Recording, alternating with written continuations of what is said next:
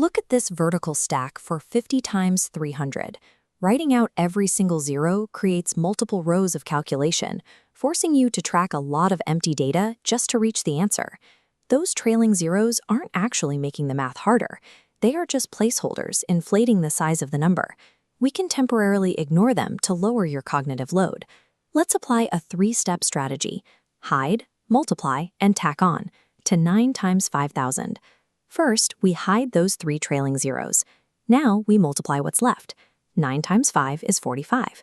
Finally, we bring back all three zeros and tack them onto the right side of our answer, giving us 45,000.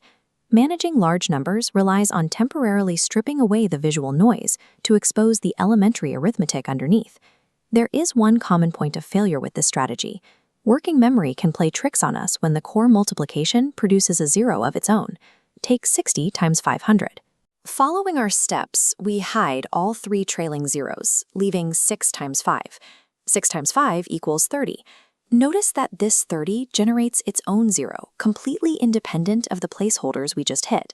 When we tack the three hidden zeros back onto the end, we get 30,000. The original zero from the 30 stays intact.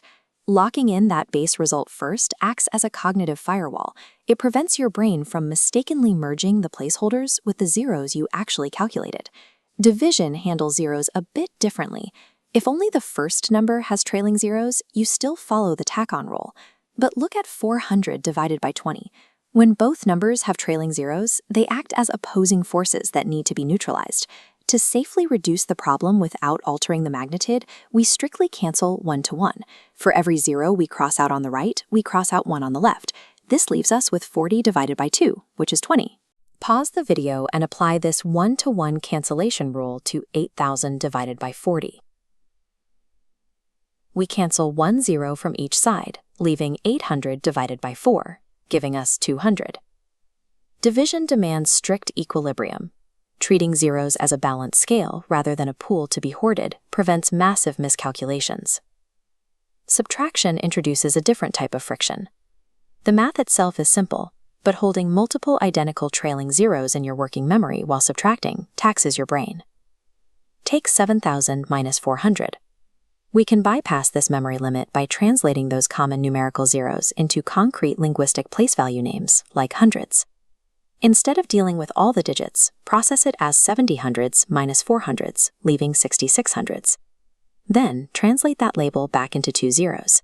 66 hundreds is 6,600. Anchoring abstract placeholders to concrete linguistic terms secures the correct magnitude, making mental subtraction far more reliable. Let's put this into practice. Solve these three problems in your head, applying the correct rule for each operation. Multiply 70 by 400. 7 times 4 is 28. Tack on 3 zeros for 28,000. Divide 6,300 by 90. Cancel a zero on each side, leaving 70. Subtract. 50 hundreds minus 2 hundreds is 48 hundreds, making 4,800. Here is your summary. For multiplication, hide all zeros, multiply, and tack them all back, but watch out for the base zero. For division, cancel zeros evenly on both sides. And for subtraction, translate common zeros into place value words. Mastering the manipulation of these structural placeholders turns high-magnitude numbers into trivial arithmetic, giving you a faster and much more precise mental process.